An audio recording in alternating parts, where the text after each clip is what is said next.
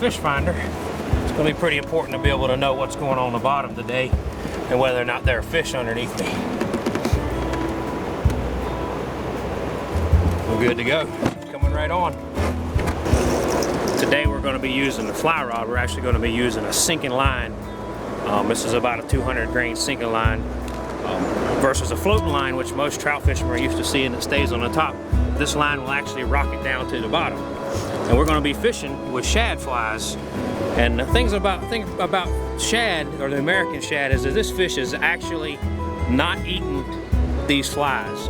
This is typically a defensive response, you know, like they're saying, hey, get out of my way, and so they peck at it.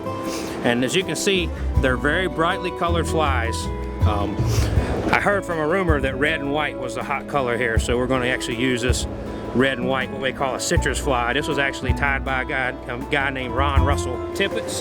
Today I'm just going to use about 6 feet of 10-pound fluorocarbon tied directly to the fly line.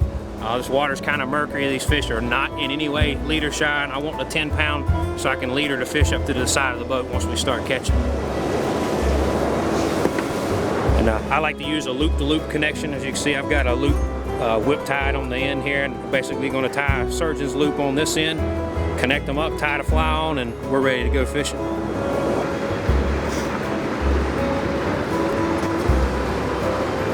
There we go. That knot's really nice because it lets the fly swing around a little bit. We like to promote safety here at Ruthless Kayak Fishing, so we always wear our PFDs. That way if we go overboard, at least we come up to the top.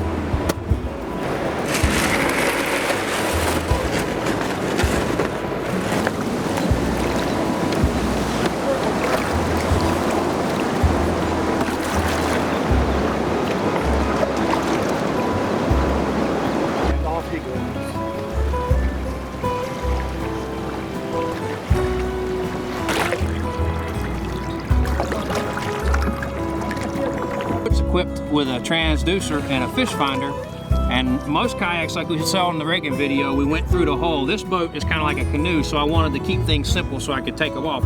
So this one's just actually on there with a suction cup, and when I'm ready to see what the bottom looks like, I just take the suction cup and stick it right on the side of the boat. We're good to go. When I don't want it in the water dragging, I just pop it off, put it in the boat with me, and we're done.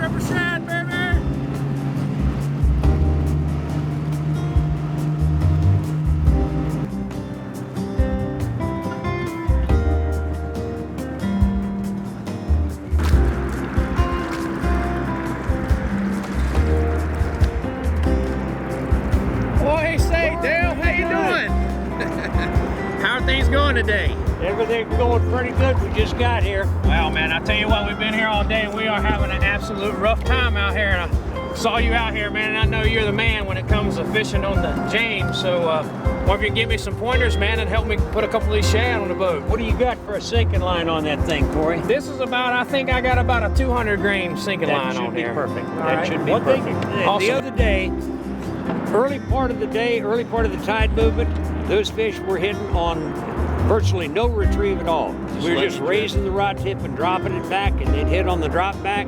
As that tide started moving, then they'd start on a real fast strip. Awesome. So they were hitting both ways. Alrighty. But those fish are going to be in a line basically between these two boats here.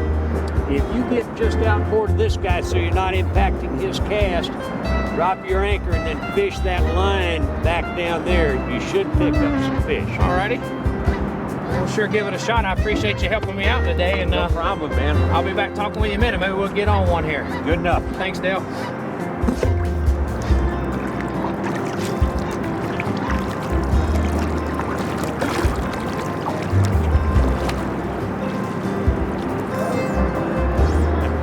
There you go. You see it?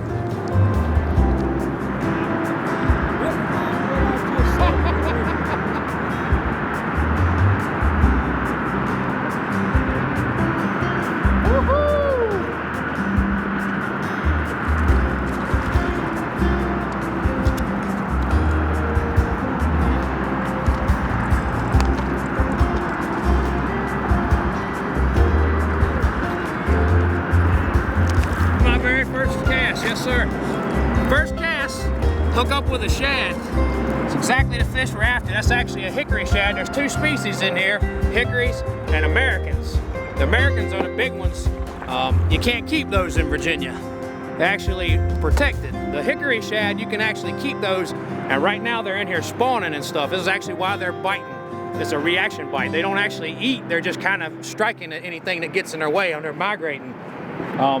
This fly, called the citrus fly, was actually tied by a good friend of mine and Dale's named Ron Russell. And it's one of those saltwater beads like you use on a bottom rig with a little red and white marabou on it. And I guess it's just it's got enough buoyancy that it kind of stays in the water column, but they absolutely hate this thing. And there you go, you saw first fish, first cast on the citrus fly. Ron Russell, that's for you, buddy. That's for you. Let's give it another try. Woohoo!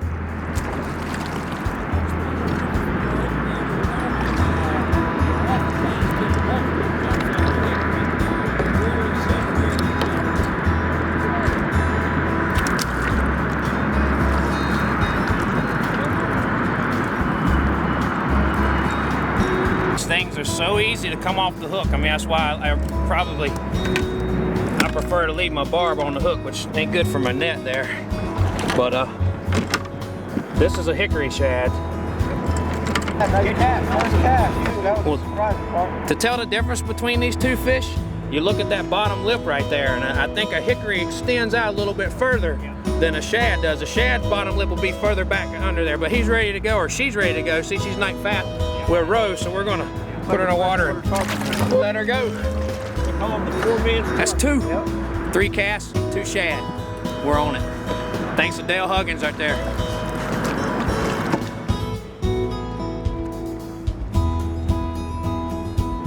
I think there's a nickname for this. I think they call it diddling the fly. Because you kind of just do a little delicate presentation. There we go.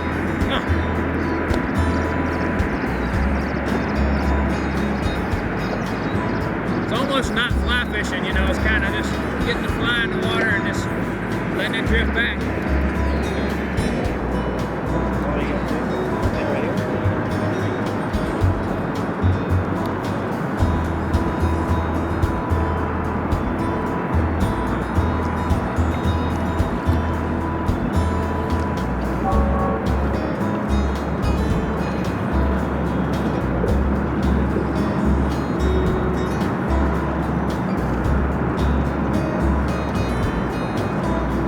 What I'll do when I'm rigging the tandem rig, when I attach my tippet material, I'll tie a surgeon's knot with the upper end coming off, so I've got my dropper there. And then I drop back and I'll put my second fly down below that. Oftentimes I'll throw a bigger white colored pattern if I've got rockfish in the area.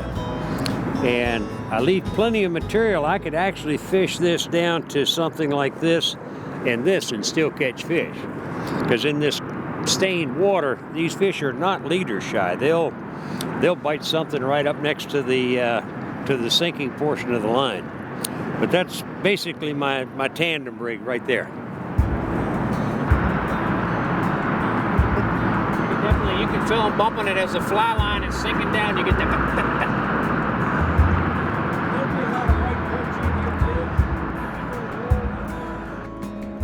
Beautiful day, though, man. I tell you what, you can ask for a better day.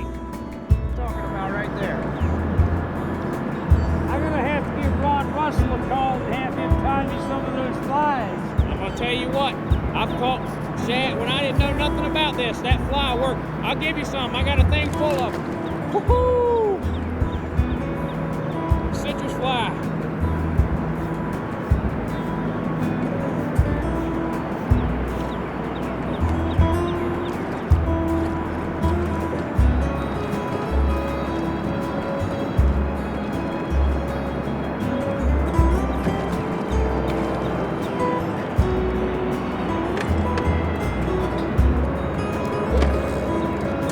Not the way you want to release them.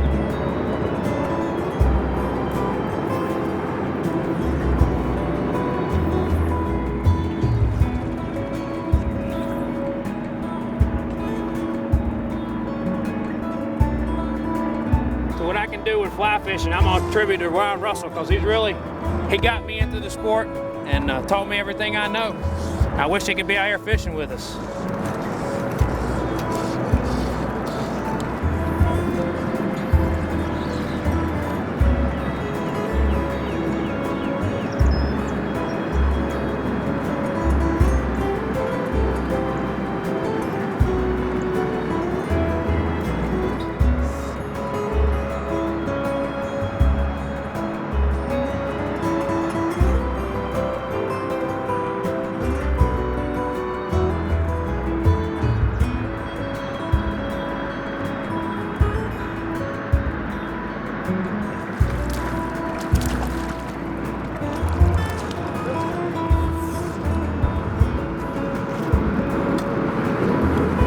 That quick release.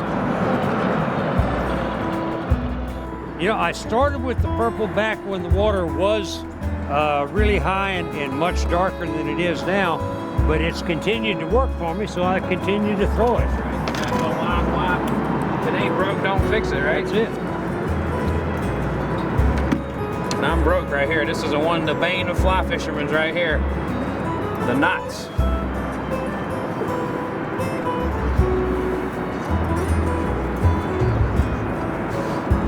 All I need is a little pasta sauce, man. I mean, a nice bowl of spaghetti here.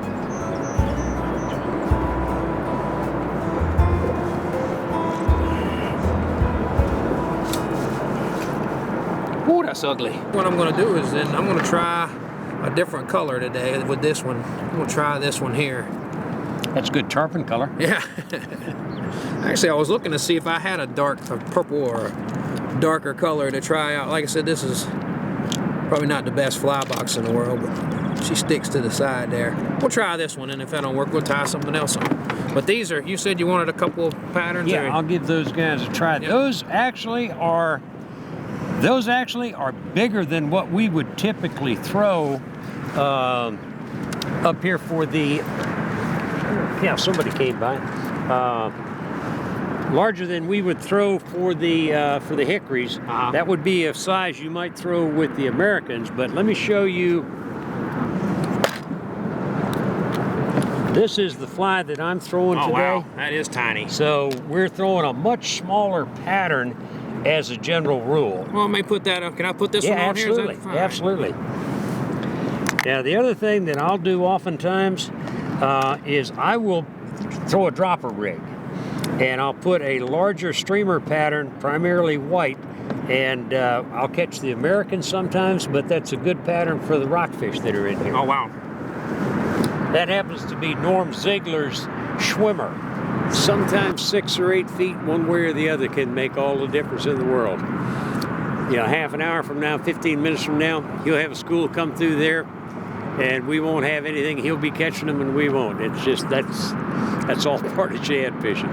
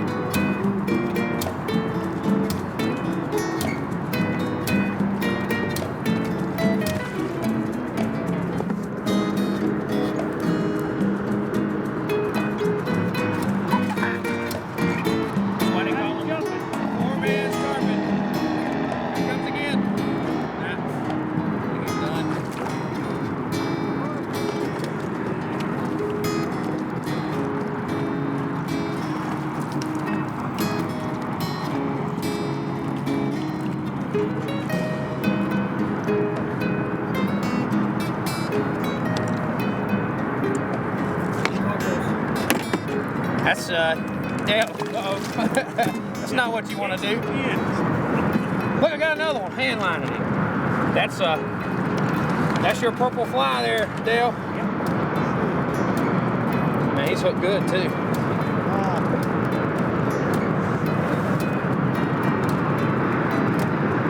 Got to get my camera shot in.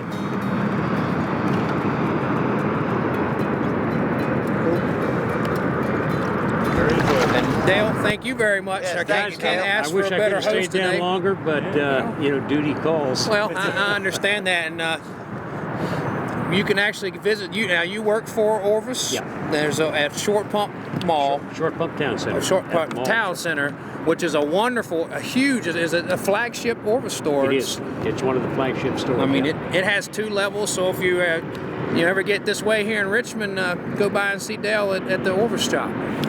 And Cory's actually had this boat in our casting pond outside the back door of the shop. Yeah, the security people didn't like that too much. I can see where a spot like this would be nice to get in, get maybe a guide to the first trip. Oh yeah, definitely. First trips, guides would definitely help a lot. We should have talked to you. Talking to somebody like the Orvis store would really help a lot. Well, you definitely know your stuff, man. Like I said, I've known you for a while now, and it's always been a pleasure to fish with you. It's always fun to come out with a group of guys that you know, haven't fished a body of water. It's exciting for me to watch them catch fish. Awesome.